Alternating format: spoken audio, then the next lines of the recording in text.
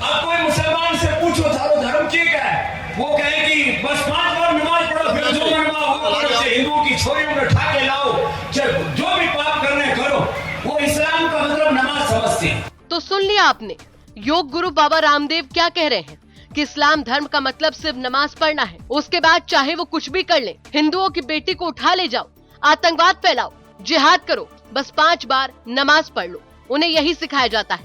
पहले चलिए आपको सुनाते हैं कि बाड़मेर में एक योग और धार्मिक अनुष्ठान को संबोधित करते हुए बाबा रामदेव ने क्या कुछ कहा। अब कोई मुसलमान से पूछो थारो धर्म क्या है, वो कहे कि बस 5 बार नमाज पढ़ो, फिर जो मनवा वो करो, हिंदुओं की छोरियों में उठा के लाओ, जो भी पाप करने करो।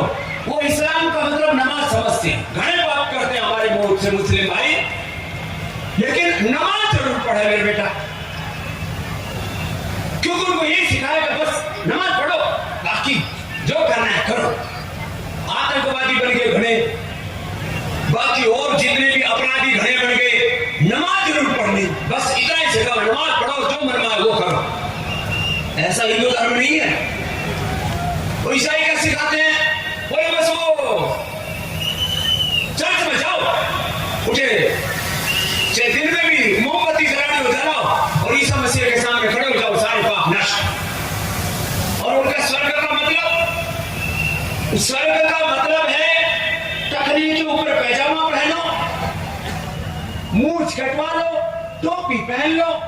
ऐसा कोई कुरान कहता है या ऐसा इस्लाम कहता, मैं नहीं कह रहा हूं, लेकिन ऐसा ही कर रहे लोग कि बस फिर तुम्हारी जन्नत में जगह पक्की, और जन्नत में क्या मिले, जन्नत में हुर्र मिले और उठे दारू पीने क्यों मिले। ऐसी जन्नत तो जहन्नुम से भी बेकार है। बाबा रामदेव के इस बयान के बाद मानो हंगामा मच गया। मुस्लिम धार्मिक गुरुओं से लेकर सियासतदानों तक ने योग गुरु के खिलाफ मोर्चा खोल दिया। इतना ही नहीं, उन्हें नफरत फैलाने वाला तक कह दिया। देवबंद के उलेमा मुफ्ती असद कासमी ने बाबा रामदेव पर पलटवार करते हुए कहा कि कोई ऐसा व्यक्ति धर्म गुरु हो ही नहीं सकता जिसके मन में किसी और मजहब के लिए इतनी नफरत हो। मुफ्ती कासमी ने साफ साफ चेतावनी देते हुए कहा कि योग गुरु रामदेव तुरंत अपने बयानों के लिए माफी मांगे, वरना देश भर के मुस्लिम उनके प्रोडक्ट को बाइकॉट करेंगे और सरकार तुरंत उन पर कानूनी कार्रवाई करे।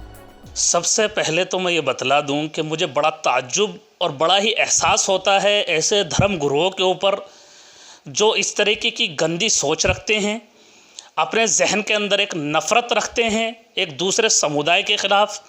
तो बड़ा ही आश्चर्य होता है, बड़ा ही ताज्जुब होता है ऐसे धर्म गुरुओं के ऊपर। बल्कि मैं ये कहूँ कि ऐसे लोग धर्म गुरु कहलाने के काबिल भी नहीं हैं। जो किसी समुदाय को टारगेट बनाए, किसी भी ज़ात और मज़हब के लोगों को बुरा भला कहे, ये धर्म गुरु की पहचान नहीं है। धर्म गुरु ऐसा नहीं करते।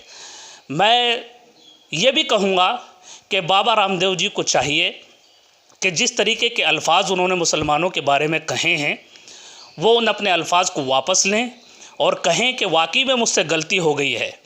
अगर वो ऐसा नहीं करते तो हम तमाम ही उम्मत मुस्लिमा से ये अपील करेंगे कि तमाम ही उम्मत मुस्लिमा बाबा रामदेव के जितने भी प्रोडक्ट हैं और पतंजलि का पूरी तरीके से बायकाट करे, जो हमारे मुस्लिम समुदाय को इस तरीके के अलकाब से नवाज रहे हैं, बुरा भला कह रहे हैं। साथ साथ में हम हुकूमत हिंद से भी ये मांग करेंगे कि जिस तरीके से उन्होंने मुस्लिम मज़हब के बारे में बातें कही हैं और मुसलमानों के जज्बात को मजरूह करने की कोशिश की है, हुकूमत हिंद को भी चाहिए कि तुरंत एक्शन ले और जिन भी धाराओं में मुकदमे होते हैं उन पर उन धाराओं में मुकदमे किए जाएं, क्योंकि ये मुल्क के अंदर नफ़रत का माहौल पैदा कर रहे हैं, भाईचारे के अंदर तोड़ पैदा कर रहे हैं और मुल्क को बर्बाद करने की कोशिश कर रहे हैं।